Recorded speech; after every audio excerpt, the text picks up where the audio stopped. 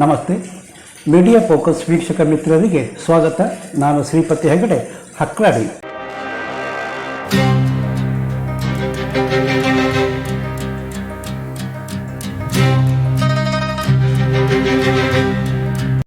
ನಮ್ಮಲ್ಲಿ ಭಯೋತ್ಪಾದಕರ ತೋಬಾ ನಾವೇ ಭಯೋತ್ಪಾದಕರ ವಿರುದ್ಧ ಹೋರಾಡ್ತಿದ್ದೇವೆ. ಬೇಕಾದರೆ ಅಮೇರಿಕ ಕೇಳಿ, ನಾವು ಭಯೋತ್ಪಾದಕರು ಹಿಡಿದು ಅಮೇರಿಕಕ್ಕೆ ಕೊಟ್ಟಿದ್ದೇವೆ ಅಂತ ಹಸಿ ಸುಳ್ಳು ಬೊಗಳುವ ಭಿಕಾರಿ ಪಾಕಿಸ್ತಾನ ಬೆತ್ತಲು. ಹೀಗೆ ಬೆತ್ತಲಾಗೋದು ಮತ್ತೆ ಮಾನ ಮುಚ್ಚಿಕೊಳ್ಳುವುದು ಭಿಕ್ಷಕ ದೇಶಕ್ಕೆ ಹೊಸತೇನಲ್ಲ.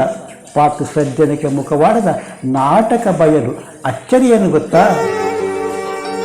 ಪಾಕ್ ಫೀಲ್ಡ್ ಮಾರ್ಷಲ್ ಮುಲ್ಲಾ ಮುನ್ನೀರ್ ಕರೆದು ಊಟಕ್ಕೆ ಹಾಕಿದ ಸ್ನೇಹಿತ ಅಮೇರಿಕಾವೇ. ಪಹಲ್ಗಾಮ್ ದಾಳಿ ಹಿಂದೆ ಇದ್ದ ರೆಸಿಸ್ಟೆನ್ಸ್ ಫ್ರಂಟ್ ಅಂದರೆ TRF ಉಗ್ರ ಸಂಘಟನೆ ಎಂದಿದೆ. ಆದರೆ TRF ಅಪ್ಪ ಅಮ್ಮ ಪಾಕಿಸ್ತಾನ. ಒಂದು ಕಡೆ ಅಮೇರಿಕ ಅಧ್ಯಕ್ಷ ಟ್ರಂಪ್ ಪಾಕಿಸ್ತಾನ ಭೇಟಿ ಮಾಡ್ತೀನಿ ಅಂತಾರೆ, ಮತ್ತೊಂದು ಕಡೆ TRF ಉಗ್ರ ಸಂಘಟನೆ ಅಂತಾನೆ. ಆದರೆ ಕಳೆದ 2 ದಶಕದಲ್ಲಿ ಅಮೇರಿಕದ ಅಧ್ಯಕ್ಷ ಬುಷ್ ಪಾಕ್ಗೆ ಭೇಟಿ ನೀಡಿದ್ಬಿಟ್ರೆ ಮತ್ತೆ ಆ ಅಧ್ಯಕ್ಷರು ಭೇಟಿ ನೀಡಿಲ್ಲ. ಟ್ರಂಪ್ ಪಾಕ್ ಭಾರತ ಯುದ್ಧ ನಿಲ್ಲಿಸಿದ್ದು ತಾನೇ ಅಂತಾನೆ. ಮುಲ್ಲಾ ಮುನೀರ್ ತೊಡೆ ಮೇಲೆ ಕೂಸ್ಕೊತಾನೆ. ಇಸ್ರೇಲ್ ಇರಾನ್ ಯುದ್ಧ ನಿಲ್ಲಿಸಿದ್ದು ನಾನೇ ಶಾಂತಿ ಪಾಲಕ ಅಂದರೆ ಅದೇ ಅಮೇರಿಕಾದಲ್ಲಿ ಸತ್ಕಾರ ಸ್ವೀಕರಿಸಿದ್ನಲ್ಲ ಮುನೀರ್, ಟ್ರಂಪ್ ಶಾಂತಿ ಪಾರಿತೋಷಿಕ ಕೊಡಬೇಕು ಅಂತ ಇನ್ಫ್ಲೂಯೆನ್ಸ್ ಮಾಡ್ತಾನೆ. ಆದರೆ ಪಾಕ್ ಆಶ್ರಿತ TRF ಉಗ್ರ ಸಂಘಟನೆ ಅಂತಾನೆ.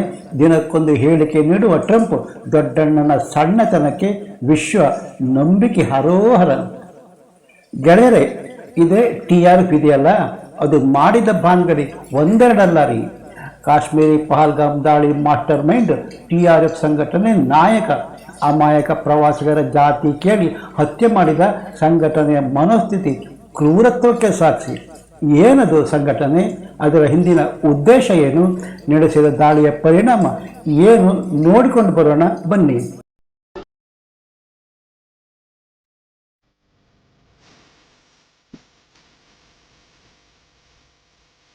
ಕೇಂದ್ರ ಸರ್ಕಾರ ಜಮ್ಮು ಕಾಶ್ಮೀರ ವಿಶೇಷ ಸ್ಥಾನಮಾನ 380 ರದ್ದಾದ ನಂತರ TRP ಪೀಡೆ ಹುಟ್ಟಿತು. ಕಾಶ್ಮೀರ ಪಹಲ್ಗಾಮ್ ಭದ್ರತೆ ಪಡೆ ವಾಹನ ಮೇಲೆ ನಡೆದ ಉಗ್ರ ದಾಳಿಯಲ್ಲಿ 9 ಸೈನಿಕರು ಹುತಾತ್ಮರಾದರೆ 3 ಗಂಭೀರ ಗಾಯಗೊಂಡಿದ್ದರು. ಇದಕ್ಕೆ ನೇರ ಹೊಣೆ ಲಷ್ಕರ್-ಇ-ತೊಯ್ಬಾ ನಂಟು ಹೊಂದಿದ ದ ರೆಸಿಸ್ಟೆನ್ಸ್ ಫ್ರಂಟ್. ಇದು ಲಷ್ಕರ್, ಹಿಜ್ಬುಲ್ಲಾ, ಮುಜಾಹಿದ್ದೀನ್ ಮತ್ತು ಜೈಷ ಸಂಘಟನೆಯ ನವತಂತ್ರ ರೂಪ. ISI ತಂತ್ರಜ್ಞಾನ ಬಳಸಿದ ಹೊಸ ರೂಪ TRF. ಕಾಶ್ಮೀರ ಮೂಲದ ಹೆಸರಿನಲ್ಲಿ ಅಂತಾರಾಷ್ಟ್ರೀಯ ಒತ್ತಡ ತಪ್ಪಿಸಲು ಎನ್ಕ್ರಿಪ್ಟೆಡ್ ಕಮ್ಯುನಿಕೇಷನ್ ಟೆಲಿಗ್ರಾಫ್ ಚಾನೆಲ್ ಮೂಲಕ, ಸೋಷಿಯಲ್ ಮೀಡಿಯಾ ಅಕೌಂಟ್ ಮೂಲಕ ಜನರ ತಪ್ಪುದಾರಿಗೆ ಸೆಳೆಯುವ ಪ್ರಯತ್ನ. ಯುವಜನತೆಗೆ ಪ್ರತ್ಯಾಕ್ರಮಣದ ನಿಟ್ಟಿನಲ್ಲಿ ಶಸ್ತ್ರ ಹಿಡಿಯಲು ಪ್ರೇರಣೆ. ಮತಾಂಧತೆ, ಅಕ್ಷತ ಕನ್ಯೆ ಸ್ವರ್ಗ ಸುಖದ ಅಮಲಲ್ಲಿ ಬಡ ಮಕ್ಕಳ ದಿಕ್ಕು ತಪ್ಪಿಸುವ ಕೆಲಸ ಮಾಡ್ತಿತ್ತು. ಇಂಥ ದರಿದ್ರ ಸಂಘಟನೆ TRFಗೆ ಅಮೇರಿಕ ಡೆಸಿಗ್ನೇಟೆಡ್ ಟೆರರಿಸ್ಟ್ ಆರ್ಗನೈಸೇಷನ್ ಪಟ್ಟ ಕಟ್ಟಿದೆ. TRF ISI ಜೊತೆ ನಿಕಟ ನಂಟು ಹೊಂದಿದೆ. ಹಳೆಯ ಉಗ್ರ, ಹೊಸ ಹೆಸರು TRF. ಕಾಶ್ಮೀರ ಪ್ರವಾಸಿಗರ ಮೇಲೆ ದಾಳಿ ಹಿಂದೆ TRF ಇತ್ತು. ಭಾರತ ಪೂರಕ ದಾಖಲೆ ನೀಡಿದ್ದರು. ಪಾಕ್ ತೋಬಾ TRF ಕ್ಯಾ ರೇ ಮಾಲೂಮ್ ನಹಿ ಅಂತು. ಈಗ ಅಮೇರಿಕವೇ TRF ಉಗ್ರ ಸಂಘಟನೆ ಎಂದು ಘೋಷಿಸಿರೋದು ಭಾರತದ ಡಿಪ್ಲೊಮೆಸಿಯ ಬೃಹತ್ ಗೆಲುವು. ಹಾಗೆ ಭಾರತ US ರಕ್ಷಣಾತ್ಮಕ ಸಹಕಾರ ಬದಲಾಗುತ್ತಿದ್ದರೆ TRF ISI ಲಿಂಕ್ ಪಾಕಿಸ್ತಾನದ ಡ್ಯುಯಲ್ ಫೇಸ್ ತಂತ್ರ ಬಯಲು. ಪಹಲ್ಗಾಮ್ ದಾಳಿ ಹಿಂದೆ ಪಾಕಿಸ್ತಾನ ಪ್ರಾಯೋಜಿತ ಭಯೋತ್ಪಾದಕ ಸಂಘಟನೆ ಇದೆ ಅಂದರೆ ಪಾಕಿಸ್ತಾನ ಬೊಗಳುತ್ತೆ. ಉಗ್ರರು ನಾವು ಬೆಂಬಲಿಸೋದಿಲ್ಲ. ಯಾವ ಕಡೆಯಿಂದ ನಗಬೇಕೋ ಗೊತ್ತಾಗಲ್ಲ ರೀ. ಆದರೆ ಇನ್ನೊಂದು ಕೈಯಲ್ಲಿ ISI ಫಂಡಿಂಗ್, TRF ಮೂಲಕ ಹೆಸರಿನಾಟ, VDVA ತಪ್ಪಿಸಲು ಸ್ಥಳೀಯ ಮುಖವಾಡ.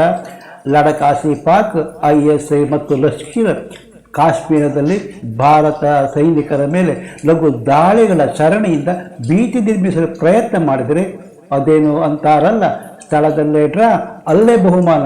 ಪಾಕಿಸ್ತಾನದಲ್ಲಿ ಸೈನಿಕರು ಸಮವಸ್ತ್ರ ಧರಿಸುವುದಕ್ಕೆ ಭಯಪಡುವಷ್ಟು ಕೆಲಸ ಬಲೂಚ್ ಸ್ವತಂತ್ರ ಹೋರಾಟಗಾರರು ಮಾಡುತ್ತಿದ್ದಾರೆ.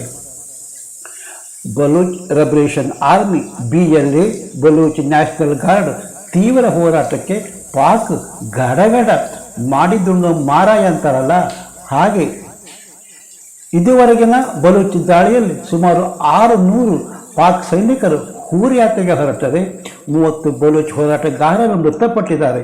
200ಕ್ಕೂ ಹೆಚ್ಚು ಕಡೆ ಬಲೂಚ್ ದಾಳಿ ಮಾಡಿದೆ.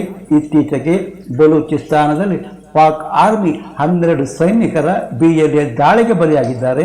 ಅಷ್ಟೇ ಅಲ್ಲ, ಪಾಕಿಸ್ತಾನದ ಕಬ್ಜಾ ಮಾಡಿದ ನಮ್ಮ ಭೂಮಿ ನಾವು ಮುಕ್ತಗೊಳಿಸುತ್ತೇವೆ ಎಂದು BLA ವಿಡಿಯೋ ಹರಿಬಿಟ್ಟಿದೆ. ಆ ಕಡೆ ಖೈಬರ್ ಪಖ್ತೂನ್ಖಾ ಪಾಕಿಗೆ ಬಗಲ ಹುಣ್ಣು, ಅದೇನು ಅಂತಾರಲ್ಲ ತೋಟ ಶೃಂಗಾರ ಒಳಗೆ ಗೋಳಿ ಸೊಪ್ಪು.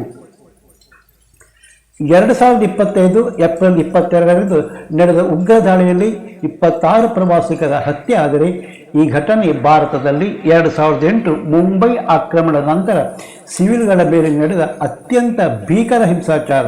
ಪ್ರಾಥಮಿಕ ಹಂತದಲ್ಲಿ TRF ಹೊಣೆ ಹೊತ್ತರೆ ಪಾಕ್ ಒತ್ತಡದ ನಂತರ ನಾವೆಲ್ಲರೂ ಹಂತು. ಜಮ್ಮು ಕಾಶ್ಮೀರ 370 ರದ್ದು ನಂತರ ಹುಟ್ಟಿಕೊಂಡ TRF ವಾಣಿಜ್ಯ ಸಂಸ್ಥೆಯಾಗಿ ಕಾರ್ಯನಿರ್ವಹಿಸುತ್ತಲೇ ಟೆರರ್ ಅಗತ್ಯತೆಗಳಿಗೆ ಮಧ್ಯವರ್ತಿಯಾಗಿ ನಿಂತಿತ್ತು. 1974 TRF ಸ್ಥಾಪಕ ನಾಯಕ ಶೇಖ್ ಸಜ್ಜಾದ್ ಗುಲ್ ಶ್ರೀನಗರದಲ್ಲಿ ಹುಟ್ಟಿದ. ಆಸ್ಟ್ರೇಲಿಯಾದಲ್ಲಿ MBA ಮಾಡಿದ. 2002ರಲ್ಲಿ ದೆಹಲಿ ಬಾಂಬ್ ಕೇಸ್ನಲ್ಲಿ 10 ವರ್ಷ ಜೈಲಿಗೆ ಹೋದ. ನಂತರ ಪಾಕಿಸ್ತಾನ ಬಿಲ ಸೇರಿದ. ಪಾಕಿಸ್ತಾನ ರಾವಲ್ಪಿಂಡಿ ಸರಣಿಯಲ್ಲಿ TRF ಕಾರ್ಯಚಟುವಟಿಕೆ ಆರಂಭಿಸಿದ. 2022ರಲ್ಲಿ NIA ಸಜ್ಜಿದ್ ಮಾಹಿತಿ ನೀಡಿದರೆ 10 ಲಕ್ಷ ಬಹುಮಾನ ಪ್ರಕಟಿಸಿತು. 2024 ರಿಯಾಸಿ ಹಲ್ಲೆ, 9 ಯಾತ್ರಿಗಳ ಸಾವು. ಪ್ರಾಥಮಿಕವಾಗಿ TRF ಹೊಣೆ ಹೊತ್ತರು, ನಂತರ LETಗೆ ಋಣಾತ್ಮಕ ಟ್ಯಾಗ್.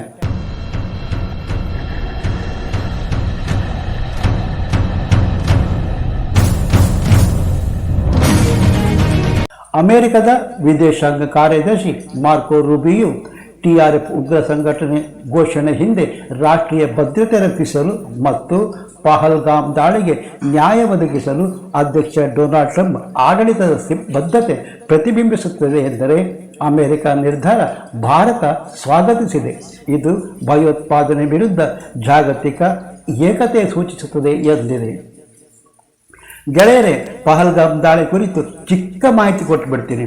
ಏಪ್ರಿಲ್ 22, 2025ರಂದು ಪಹಲ್ಗಾಮ್ ಬಯಲುಸೀಮೆ ಕಣಿವೆಯಲ್ಲಿ ಶಸ್ತ್ರಸಜ್ಜಿತ ಭಯೋತ್ಪಾದಕರು ಅಂದರೆ M4 ಕಾರ್ಬೈನ್ ಮತ್ತು AK-47 ರೈಫಲ್ನಿಂದ ಪ್ರವಾಸಿಗರ ಮೇಲೆ ಯದ್ವಾತದ್ವಾ ದಾಳಿ ನಡೆಸಿದರು. ದಾಳಿಯಲ್ಲಿ 26 ಅಮಾಯಕರು ನಾಗರಿಕರು ಹತರಾದರೆ ಮುಖ್ಯವಾಗಿ ಹಿಂದೂ ಪ್ರವಾಸಿಗರೇ ಹೆಚ್ಚು. ಒಬ್ಬ ಕ್ರಿಶ್ಚಿಯನ್ ಮತ್ತೊಬ್ಬ ಸ್ಥಳೀಯ ಮುಸ್ಲಿಂ ಮೃತಪಟ್ಟಿದ್ದರು. ಭಯೋತ್ಪಾದಕರು ಧರ್ಮ ಕೇಳಿ ಶೂಟ್ ಮಾಡಿದ್ದರು. ಇದು ಕಾಶ್ಮೀರದಲ್ಲಿ ಕೋಮು ಸಾಮರಸ್ಯ ಭಂಗಗೊಳಿಸುವ ಮತ್ತು ಪ್ರವಾಸೋದ್ಯಮ ಆರ್ಥಿಕತೆ ಕುಗ್ಗಿಸುವ ಉದ್ದೇಶ ಹೊಂದಿತ್ತು. ಅದರ ನಂತರ ಏನೆಲ್ಲ ನಡೀತು ಎನ್ನುವುದು ನಿಮಗೆ ಗೊತ್ತಿದ್ದರೂ ಸಣ್ಣದೊಂದು ಮಾಹಿತಿ ಇಲ್ಲಿದೆ. ಪಹಲ್ಗಾಮ್ ದಾಳಿಗೆ ಪ್ರತೀಕಾರ ಭಾರತೀಯ ಸೇನೆ ಮೇ 7ರಂದು ಆಪರೇಷನ್ ಸಿಂಧೂರ್ ಹೆಸರಿನಲ್ಲಿ ಪಾಕ್ 9 ಭಯೋತ್ಪಾದಕರ ನೆಲೆಗಳ ಮೇಲೆ ದಾಳಿ ನಡೆಸಿತ್ತು. 100 ಭಯೋತ್ಪಾದಕರು ಸತ್ತರೆ 9 ಏರ್ಬೇಸ್ಗಳು ಉಡಿಸಿ. ಇದಾದ ಬಳಿಕ ಪಾಕಿಸ್ತಾನ ಹಲವು ಬಾರಿ ಅಪ್ರಚೋದಿತ ದಾಳಿ ನಡೆಸಿತ್ತು. ಮೇ 10ರಂದು ಭಾರತ ಪಾಕಿಸ್ತಾನ ಕದನ ವಿರಾಮ ಘೋಷಿಸಿದೆ. ಇನ್ನು TRF ನಾಯಕ ಸಜ್ಜಲ್ ಗುಲ್ ರಕ್ಕಸ ಅಂದರೆ ರಕ್ಕಸ ಕೊಲಕ್ಕೆ ಅವಮಾನ, ಕ್ರಿಮಿನಲ್ ಹಿನ್ನೆಲೆಯ ರೋಚಕ.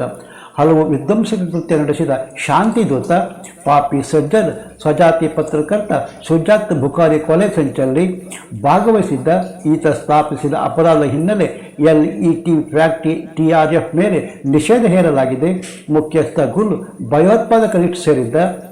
ಸುಜಾತ್ ಬುಖಾರಿ ಹತ್ಯೆ ಮಾಸ್ಟರ್ ಮೈಂಡ್. 2002ರಲ್ಲಿ ದೆಹಲಿ ಸ್ಫೋಟ ಹಿನ್ನೆಲೆಯಲ್ಲಿ ಪೊಲೀಸರು ಅರೆಸ್ಟ್ ಮಾಡಿದ್ರು. ಶ್ರೀನಗರದಲ್ಲಿ ಉಗ್ರಗಾಮಿತ್ವ ಪುನರುಜ್ಜೀವನಗೊಳಿಸಿದ TRF ಮುಖ್ಯಸ್ಥ ಅಬ್ಬಾಸ್.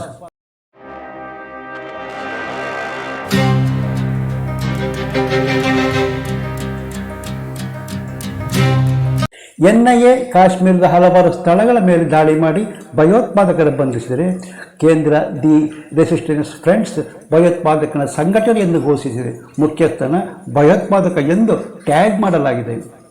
ಗೆಳೆಯರೆ, TRF ಉಗ್ರ ಸಂಘಟನೆ ಅಮೆರಿಕ ಘೋಷಣೆ ಕುರಿತು ನಿಮ್ಮ ಅಭಿಪ್ರಾಯ ಕಾಮೆಂಟ್ ಮಾಡಿ. ವಿಡಿಯೋ ಇಷ್ಟವಾದರೆ ಮೀಡಿಯಾ ಫೋಕಸ್ ಚಾನಲ್ ಸಬ್ಸ್ಕ್ರೈಬ್ ಮಾಡಿ, ಶೇರ್ ಹಾಗೂ ಲೈಕ್ ಮಾಡೋದು ಮರಿಬೇಡಿ. ಮತ್ತೊಂದು ಹೊಸ ವಿಷಯದೊಂದಿಗೆ ನಿಮ್ಮ ಭೇಟಿ. ಅಲ್ಲಿಯ ತನಕ ನಮಸ್ಕಾರ. ಜೈ ಕರ್ನಾಟಕ, ಜೈ ಹಿಂದ್.